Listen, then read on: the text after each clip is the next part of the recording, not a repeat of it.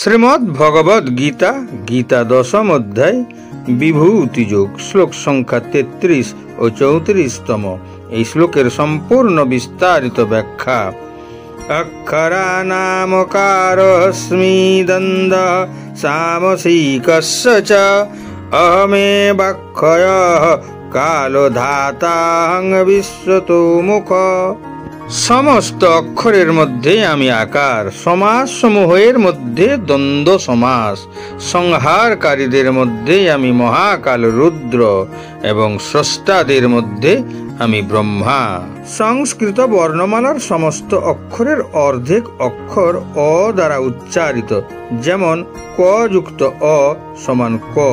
তাই অ অক্ষরটি সংস্কৃত বর্ণমালার একটি গুরুত্বপূর্ণ অক্ষর। অ অক্ষরটি বর্ণমালার প্রথম স্বরবর্ণ, কারণ স্বরবর্ণটি ব্যঞ্জন বর্ণের আগে লেখা হয় এবং অ অক্ষরটি প্রথমেই আসে। যদিও সংস্কৃত এমন একটি প্রাচীন ভাষা যা অত্যন্ত পরিষ্কৃত এবং শক্তিশালী ভাষা, সংস্কৃত ভাষার স্বাভাবিক প্রক্রিয়ায় একক শব্দের সমন্বয়ে সমাস শব্দ গঠিত হয়। যখন দুটি বা ততোধিক শব্দ তাদের সম্পর্কিত শব্দ বা বিভক্তকে বাদ দিয়ে একত্রে মিলিত হয়, তখন তাদের এই সংমিশ্রণকে সমাস বলে। সমাস শব্দ দ্বারা যুক্ত শব্দকে সামাসিক শব্দ বা সমাস পদ বলে। সমাস প্রধানত 6 প্রকার, যেমন দ্বন্দ্ব, বহুব্রীহি, কর্মধারয়, তৎপুরুষ, দ্বিগু ও অব্যবিভাব।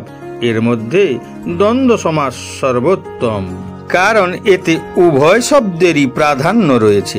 যেখানে অন্যান্য সমাসগুলিতে একটি শব্দ অন্যটির চেয়ে বেশি প্রাধান্য রয়েছে, বা উভয় শব্দের সংমিশ্রণ তৃতীয় শব্দের অর্থকে সুস্পষ্ট করে তোলে, যেমন রাধা কৃষ্ণ, এই দুটি শব্দের দ্বন্দ্ব সমাস এর উদাহরণ।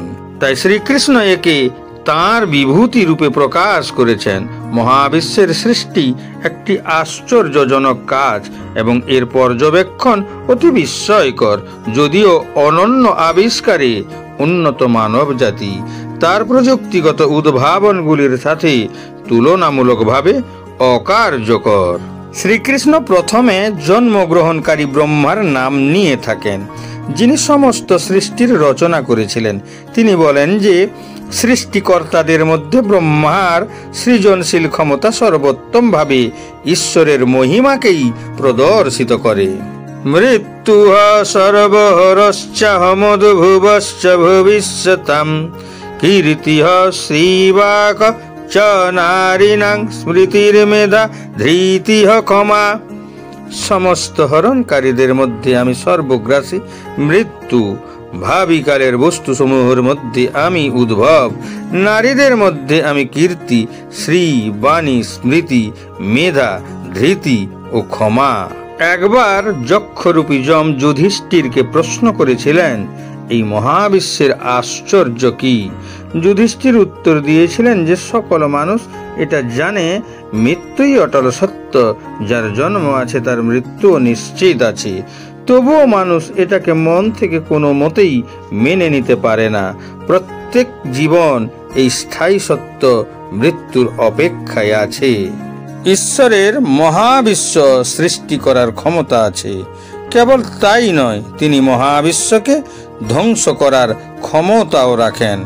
জন্ম মৃত্যুর চক্রে যারা আবদ্ধ, তাদের সবাইকে তিনি মৃত্যুরূপে গ্রাস করেন এবং আবার জন্মরূপে পৃথিবীতে নিক্ষেপ করেন। শ্রীকৃষ্ণ বলেছেন যে তিনি হলেন ভবিষ্যৎ জন্মগ্রহণকারী সমস্ত প্রাণীর জন্মগত সিদ্ধান্তের নীতি নির্ধারক। নারীদের ব্যক্তিত্বের কিছু গুণ অলংকার হিসাবে দেখা যায়, আবার পুরুষদের অন্যান্য গুণ বিশেষভাবে প্রশংসনীয় হিসাবে দেখা যায়। আদর্শভাবে একজন বহুমুখী ব্যক্তিত্ব হলেন তিনি, যার উভয় ধরনের গুণ রয়েছে। এখানে শ্রীকৃষ্ণ খ্যাতি, সমৃদ্ধি, কোমল বচনভঙ্গি, স্মৃতিশক্তি, বুদ্ধিমত্তা, সাহস ও ক্ষমা প্রভৃতি গুণের কথা বলেছেন, যা নারীকে মহিমান্বিত করে। এর মধ্যে প্রথম 3টি বাহ্যিকভাবে এবং পরের 4টি অভ্যন্তরীণভাবে প্রকাশ পায়।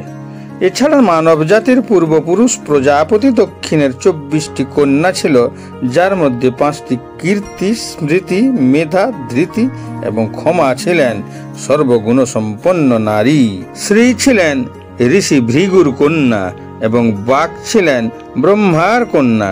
তাদের নির্দিষ্ট নাম অনুসারে এই 7 নারী এই শ্লোকে উল্লিখিত 7টি গুণের অধিপতি দেবী। এখানে শ্রীকৃষ্ণ নারীদের ব্যক্তিত্বের আকারে এই গুণগুলি স্বয়ং নিজেই প্রকাশ করেছেন।